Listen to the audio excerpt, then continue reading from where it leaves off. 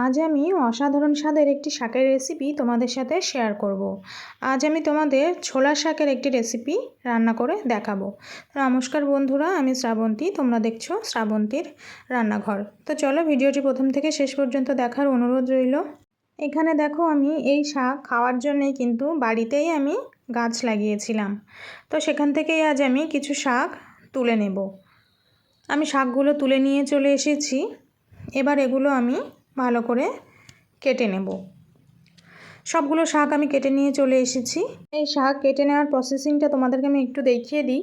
এইভাবে পাতাগুলো ছাড়িয়ে নিতে হবে, তারপরে কিন্তু এইগুলো আবার ছোট ছোট করে কেটে নিতে হবে। এবার আমি এখানে নিয়েছি ছোট ছোট টুকরো করে কেটে রাখা আলু, বড়ি, আর নিয়েছি ছোট ছোট করে কেটে রাখা বেগুন। কড়াইয়ে সর্ষের তেল গরম করে নিয়েছি, দিয়ে দিলাম আলুগুলো।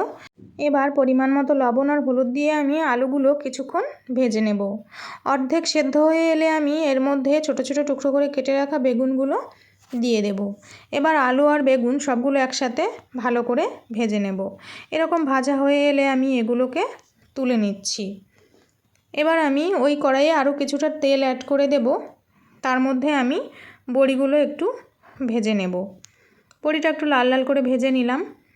বড়িগুলো ভাজা হয়ে গেলে তুলে নিলাম। এবার আমি ওই তেলের মধ্যে 5 ফোড়ন আর শুকনো লঙ্কা ফোড়ন দিয়ে দিলাম থেতো করে নেওয়া কয়েক কোয়া রসুন। সবগুলো ভালো করে একটু ভেজে নিয়েছি। তারপরে আমি এর মধ্যে দিয়ে দিচ্ছি মিডিয়াম সাইজের একটি কুচনো পেঁয়াজ। পেঁয়াজটা কিছুক্ষণ নেড়েচেড়ে নেওয়ার পর একটু লাল লাল হয়ে এলে এর মধ্যে আমি শাকগুলো অ্যাড করে দিলাম। এবার একটু ভালো করে নেড়েচেড়ে মিশিয়ে নেওয়ার পর পরিমাণ মতো লবণ আর হলুদ দিয়ে আরও একটু নেড়েচেড়ে ভালো করে মিশিয়ে নেব। এরকম পর্যায়ে আমি সামান্য জল অ্যাড করে দিয়েছি। তারপরে দিয়েছি 4-5টা মতো চেরা কাঁচা লঙ্কা। এবার ঢাকনা দিয়ে কিছুক্ষণ রান্না করে নিতে হবে, শাকটা ভালো করে সেদ্ধ হয়ে আসা পর্যন্ত।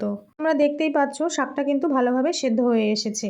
এবার আমি এর মধ্যে আগে থেকে ভেজে রাখা আলু, বেগুন আর বড়ি অ্যাড করে দিলাম। এবার সবগুলো ভালো করে মিশিয়ে নেব। মিশিয়ে নেওয়ার পর আরও কিছুক্ষণ সবগুলো একসাথে রান্না করে নিলেই কিন্তু আমার ছোলার শাকের রেসিপি একেবারে রেডি। এটা কিন্তু গরম ভাতের সাথে খুবই অসাধারণ লাগে। এবার আমি এটা পরিবেশন করে নিচ্ছি। তো ভিডিওটি এবং রেসিপিটি কেমন লাগলো কমেন্ট করে জানিও। ভালো লাগলে লাইক শেয়ার করে দিও। যারা আমার চ্যানেলটিকে এখনও সাবস্ক্রাইব করোনি, সাবস্ক্রাইব করার জন্য অনুরোধ রইল। যারা ফেসবুক থেকে দেখছো তারা ফলো করে দিও। দেখা হবে আরও একটি নতুন ভিডিওর সাথে। আজকের মতো চলে যাচ্ছি। টাটা।